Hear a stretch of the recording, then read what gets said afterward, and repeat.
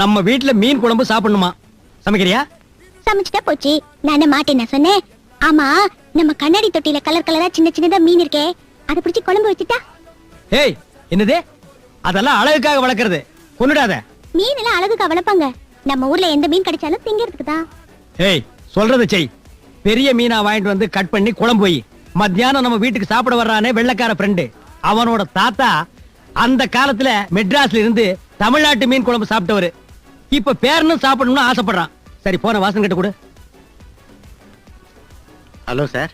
ஏய், மார்க்கெட்டுக்கு போய் நல்ல மீனா வாங்கிட்டு வந்து லட்சுமி கிட்ட கொடு. போன சிவராஜ் கிட்ட கொடு. சரி சார். சிவராஜ். ஹலோ. டேய், இன்னைக்கு நீ எதுவுமே செய்ய வேண்டாம். இந்த மீன் குழம்பு வைக்கிற வேலையை லட்சுமி கிட்ட விட்டுரு. சரிங்க சார். அரைச்சி குழம்பு வச்சாதான் நல்லா இருக்கும். அதுக்கு அம்மிக்கல் இல்ல சார். அம்மா அம்மிக்கல் வேணும்னு கேக்குறாங்க சார். இன்னும் 1/2 மணி நேரத்துல வரும்னு சொல்லு. அம்மா 1/2 மணி நேரம்